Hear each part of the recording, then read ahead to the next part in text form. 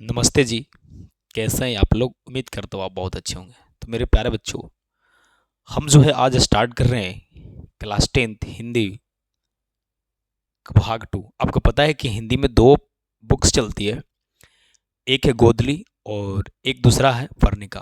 मेरे प्यारे बच्चों, तो वर्णिका में टोटल 5 लेसन होते हैं और ये 5 लेसन में हम स्टार्ट करें लेसन 1 और इसे पढ़ेंगे हम दही वाली मगम्मा, जिसके लेखक कौन है, एक ऐसा कहानी है, एक ट्रिक के माध्यम से, एक बेसिक नॉलेज के माध्यम से आपको ऐसा दिमाग में मैं फिट कर दूंगा कि जिंदगी भर नहीं भूलेंगे आप। बस इस वीडियो मात्र 5 से 6 मिनट तक बने रहें। 5 से 6 मिनट में इस वीडियो को मैं एंड कर दूंगा। लंबा लंबा बात नहीं फेंकना है इस वीडियो को लेकर के। 1 घंटा शेयर करो, लाइक करो। भाई एक बार बोल देते हैं, वीडियो को लाइक कर दीजिए, वीडियो को शेयर कर दीजिए जो आपके अच्छे स्टूडेंट्स हैं उनके पास, ताकि हम जब इतना मेहनत से वीडियो बना रहे हैं आपके लिए सिर्फ, ताकि मेरा बच्चा जो है 2026 में एग्जाम को फोड़ दे, तो आपका भी कर्तव्य बनता है कि एक बटम्मा कैसे लाइक करे में पैसा नहीं लगता है बाबू। तो चलिए हम आगाज करते हैं। तो हम आज पढ़ने वाले हैं वर्णिका का लेसन 1 और उसका नाम है दही वाली मगम्मा। लेसन का नाम है दही वाली मगम्मा। मेरे प्यारे बच्चों, इसमें इस कहानी के माध्यम से बहुओं को संदेश देना चाहते हैं लेखक हमारे श्रीनिवास जी। और इस कहानी के माध्यम से हर बहुओं को, घर में रहने वाले पुतोह को, जो हम लोग पुतोह बोलते हैं, जो बोलते हैं पत्नी को बोलते हैं वाइफ इज लाइफ, उन बहुओं को लेखक संदेश देना चाहते हैं कि थोड़ा सा लड़ाई झगड़ा न रहे। उस कहानी के माध्यम से हम धीरे धीरे समझते हैं। तो मेरे प्यारे बच्चों, चैप्टर का नाम है दही वाली मगम्मा। इसके लेखक है श्रीनिवास। एक ऐसा कहानी है तो कन्नड़ कहानी है, ठीक है। इस कहानी में 4 पात्र होते हैं। एक का नाम है मगम्मा, एक का नाम है नजम्मा, और नजम्मा के एक बेटा है, और इनके बाद इनके एक पति है बहुत खूबसूरत। पति का नाम की चर्चा नहीं है, इस पोते का भी नाम का चर्चा नहीं है, बस सास और बहू के नाम की बच्चों चर्चा है, ठीक है ना। बहू का नाम क्या हो गया? बहू का नाम हो गया नजम्मा और सास का नाम हो गया मगम्मा। मेरे प्यारे बच्चों, अब कहानी को धीरे धीरे स्टार्ट करते हैं, लेकिन उससे पहले हम लेखक परिचय को आपको बता देते हैं। कहानी है दही वाली मगम्मा, लेखक है श्रीनिवास जी। एक कहानी है, कन्नड़ कहानी है। अब लेखक को मैं याद कराने की कोशिश कर रहा हूं, बस सिर्फ देखिए आप स्क्रीन पे। दही कोई भी बेचेगा तो घर घर जाकर बेचते हैं। घरे घर जाते ना है तो घर के हम लोग भवन ही बोलते हैं, निवास ही बोलते हैं ना। तो निवास, तो निवास मन हो गया श्रीनिवास, क्योंकि दही तो घरे घरे जाकर बेचेगा ना, तो हो गया श्रीनिवास। एक बार की बात है कि मगम्मा जब दही बेचती थी तो दही बेचने बेंगलुरु जाती थी, और उनको ही लेखक है और उनको ही माँ जी कहते थे। लेखक के घर जरूर जाते थे, उनको ही माँ जी कहते थे, और सारी के सारी बात लेखक के कानों में कहते थे। और कान दही बेचने जाते थे तो अपनी पुतोह को शिकायत जो है वो उन माँ जी को कहते थे, कौन जी कहते थे, कानों में धीरे धीरे। महिलाएं ना बतियाते, देखते ऐसे मुँह झाँप लेंगे, ऐसे बतियाएंगे, ऐसे न सर बात है फलनी, हमको पुतोहिया ऐसे खेले है, पुतोहिया खाए न देता है, डेली लड़ाई झगड़ा कहता है, और फिर बोले कि देखा खाली तोरे कही थी, सब बात दूसरा के ना पता चले के चाहो, क्योंकि दूसरा के पता चल जाता तो लड़ाई हो जाती। हम आपको कह रहे हैं खाली, हाँ हम भी खाली आपको कह रहे हैं, समझ रहे हैं ना। तो मेरे प्यारे बच्चों, ये सारी बात मगम्मा जो है उनको कानों में कहते थे, किनको? माँ जी के पास। तो दही बेचने जाती थी मगम्मा, कहाँ? बेंगलुरु, और सारी बात अपनी माँ जी को कानों में कहता था।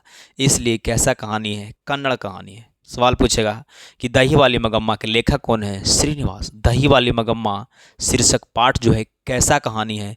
बोलेंगे कन्नड़ कहानी, तो तेलुगु, कन्नड़, उड़िया वगैरह वगैरह। तो दही वाली मगम्मा कैसा कहानी है बच्चों? तो कन्नड़ कहानी है। अब बताइए, जब ये कहानी कन्नड़ थी, हम लोग पढ़ रहे हैं हिंदी मीडियम में ना, तो इसको हिंदी अनुवाद कोई करने वाले होंगे ना चच्चा जी। तो हमारे चच्चा हैं B.R. नारायण। कौन है बच्चों? B.R. नारायण। B.R. नारायण जो है इस कहानी को हिंदी अनुवाद किए हैं। आप लिखे होंगे कहाँ पर, देखिए हिंदी अनुवाद किए B.R. नारायण, ठीक है ना। इस कहानी में ज़्यादा मैं पॉइंट नहीं लिखा हूँ, क्योंकि कहानी सुनेंगे हो जाएगा, इसके बाद मैं ऑब्जेक्टिव लेकर आऊँगा, आपको सारा डाउट क्लियर हो जाएगा। मैं क्यों इतना पॉइंट लिख के टाइम आपको पास करूँ, कहानी सुन लीजिए, खत्म हो जाएगा, सब्जेक्टिव लेके आ जाएंगे एक दिन। तो इसको हिंदी अनुवाद किए थे B R Narayan. Sir Srinivas ji का जन्म कब हुआ था, सर कब हुआ था? तो श्रीनिवास जी का जन्म 6 जून 1891 ईस्वी कर्नाटक के कोलार में हुआ था। श्रीनिवास जी का जन्म 6 जून 1891 कर्नाटक के कोलार में हुआ था।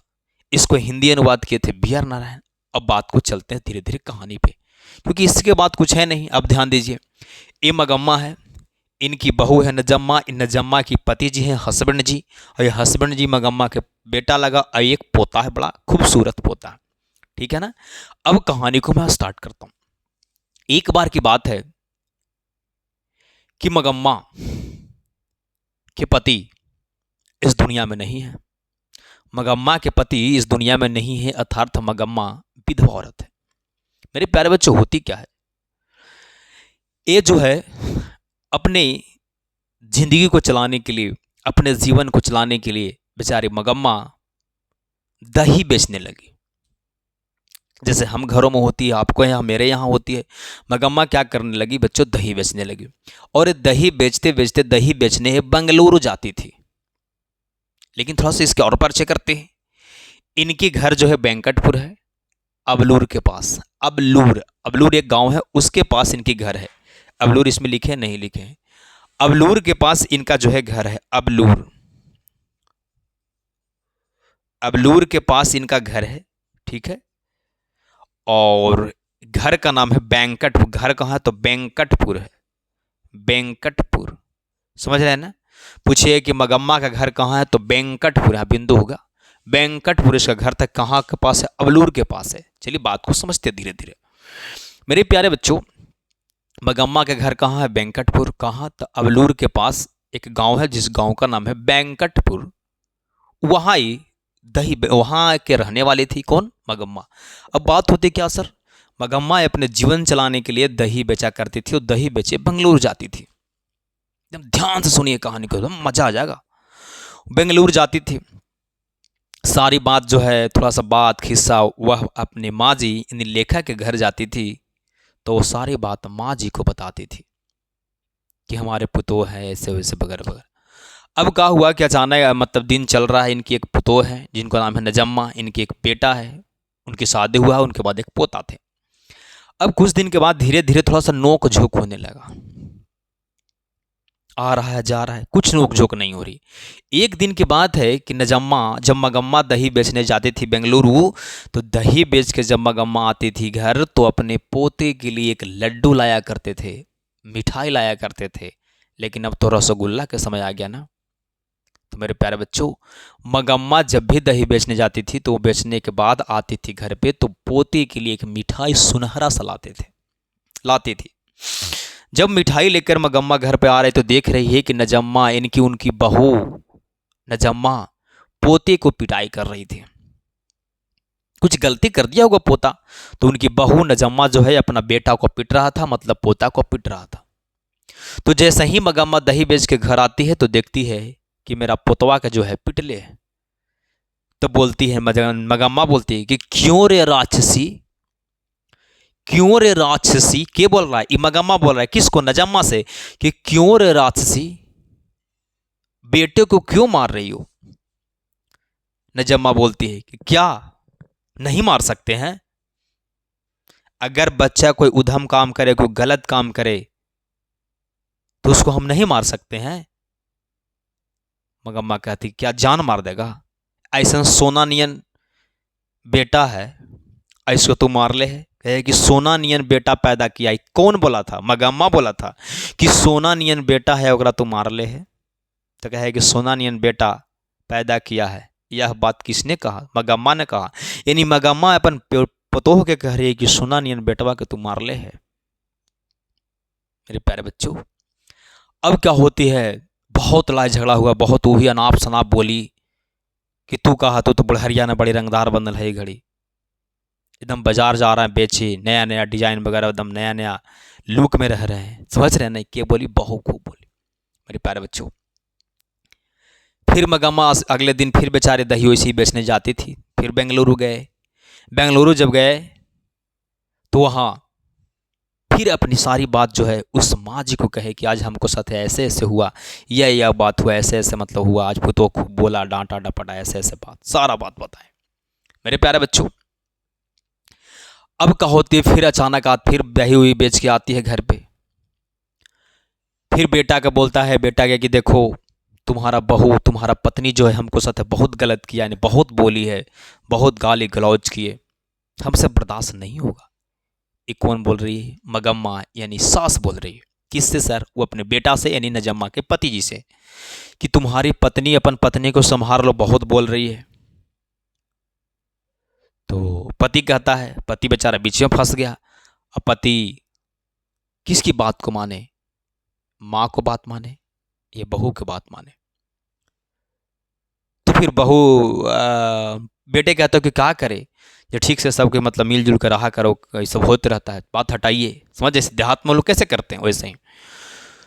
तो उनकी माँ जो हुआ मगम्मा, वो बेटे को कहता है कि ये काम करो, अगर तुमको हमको नहीं रखना है तो तू बोल दो कि हम तोरा नहीं रखेंगे, हम आज दोपहर से अलग रहेंगे।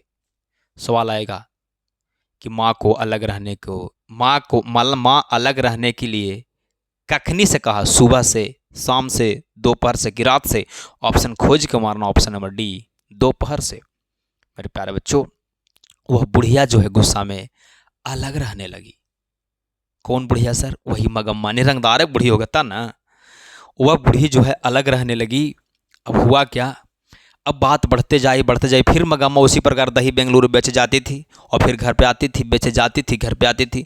अब धीरे धीरे जो है मगम्मा को अब बहू से तो अलग रहने लगी ना, तो जो दही बेच के आती थी वो पैसा क्या करेगा? रखबे ना करेगा घरे। अब क्या हुआ, वेंकटपुर के रहने वाला एक व्यक्ति था जिसको नाम था रंगरप्पा। क्या नाम था सर? रंगरप्पा। इस व्यक्ति का नाम था रंगरप्पा। और ये रंगरप्पा जो है, रंगरप्पा एक लंपट और जुआड़ी था। यहू कहाँ का रहने वाला था? तो ये भी उसी के गांव का रहने वाला था, यानी मगम्मा के गांव का ही रहने वाला था, यानी वेंकटपुर के रहने वाले थे। और ये रंगरप्पा एक जुआड़ी व्यक्ति था। ई का देखा कि अब जो है मगम्मा तो बहू से अलग हो गई है, बहू से अलग रह रही है, तो ये बुढ़िया जो पैसा कमा रही है, ये पैसा तो रखती होगी ना अब अकेले। तो मेरे प्यारे बच्चों, यही सोच करके रंगरप्पा मगम्मा को रास्ते में जाकर इंतजार करता था कि मगम्मा कब आती है, कि उससे हम कुछ बातें करते हैं। तो मगम्मा जैसे ही दही बेचकर आती थी तो रास्ते में एक कुआं था, और उस कुआं का नाम था अमराई का कुआं। कुआं का क्या नाम था मेरे प्यारे बच्चों जी? अमराई का कुआं। कहाँ था सर? रास्ते में। तो रास्तैया में जो है रंगरप्पा इंतजार करता था वह मगम्मा को कि कब आती है बेच के। कहाँ पर इंतजार करता था रंगरप्पा? रास्ते में। कहाँ पड़ी? तो अमराई के कुआं के पास। पूछे कि अमराई का कुआं कहाँ था? रास्ते में। रंगरप्पा जो है मगम्मा को कहाँ इंतजार करता था? तो रास्ते में, अमराई के कुआं के पास। मेरे प्यारे बच्चों, अब क्या होती है कि मगम्मा एक दिन आती है और मगम्मा जो है उससे पैसा मांगता है कि अगे बुढ़िया जी हमारा पैसा दे, पुतोहिया से तू अलग हो गई है, अब तब खर्चा सब बचते ना हो, पैसा दे। मेरे प्यारे बच्चों, बूढ़ी जो है पैसा देने के लिए नहीं गच रही है। समझ रहे हैं ना? अब क्या हुआ, बुढ़िया जो है पैसा नहीं दे रही है, तो हुआ क्या कि एक दिन बहुत प्यार से रंगरप्पा जो है उसको बाह पकड़ के बैठा लेता है नजदीक। वहां पे जो है मगम्मा को लगा कि ऐसे हमको आज तक पति भी हाथ को खींचकर बाह को पकड़ के नहीं बैठाया है जैसे वह बैठाया। इसीलिए वहां पर रंगरप्पा को लंपट और जुआड़ी शब्द दिया गया है। मेरे प्यारे बच्चों, एक बात और है कि रंगरप्पा मगम्मा जो है पान और सुपारी खाती थी। पूछिए कि मगम्मा क्या खाती थी? तो पान और सुपारी।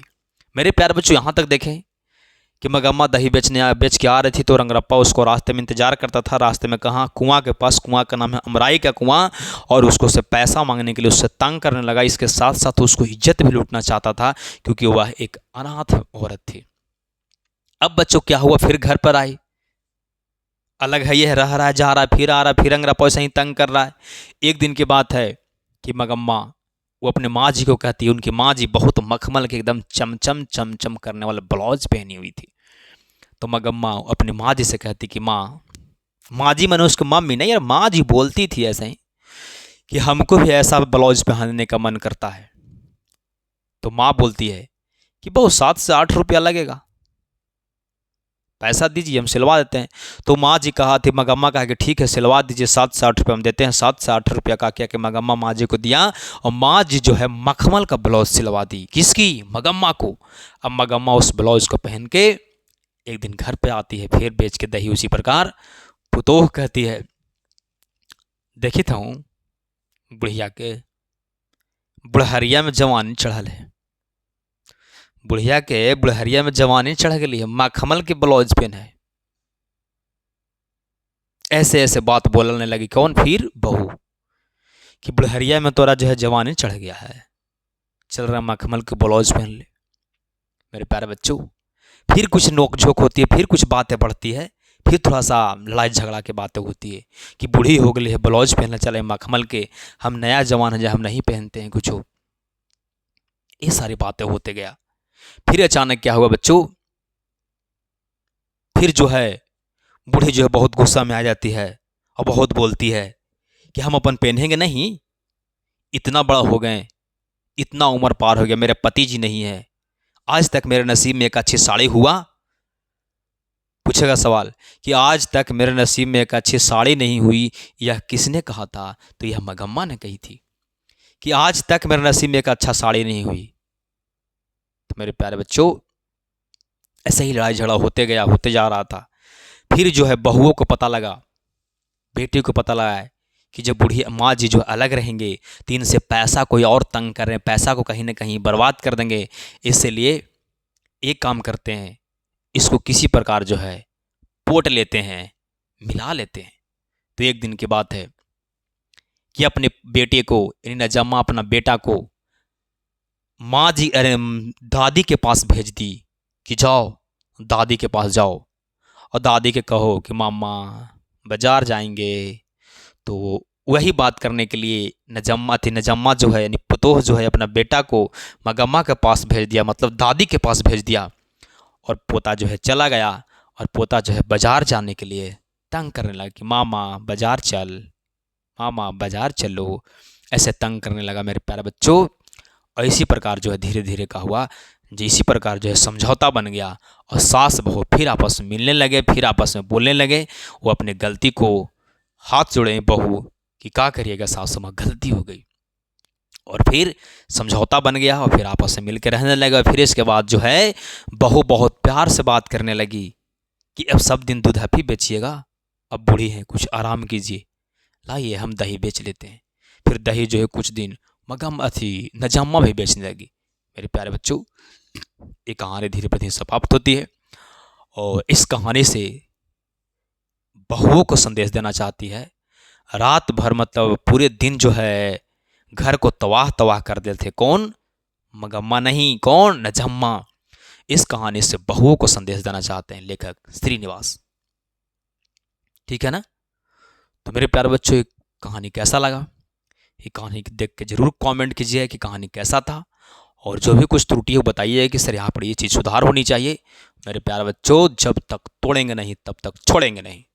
और मैं 2-3 सवाल करता हूँ, इसका कमेंट में आंसर देना है ताकि मुझे पता चले कि आप पूरा वीडियो को देखें। और बच्चों, वीडियो को पूरा देखें, एकदम नॉर्मल स्पीड से देखें, ज़्यादा स्पीड बढ़ा के मत देखिए, ताकि आप चीज़ों को तो ज़्यादा बढ़ा कर देखिएगा तो आपको चीज़ें जल्दी जल्दी बोलने की आदत बन जाएगी, क्योंकि मैंने वैसे देखा था, इसलिए मेरा भी वैसा कोई प्रॉब्लम होती है। तो चलिए, इस वीडियो देखने के बाद मैंने ऑब्जेक्टिव लेकर आऊँगा लाइव आज इवनिंग में, मतलब नहीं कल आएंगे लाइव।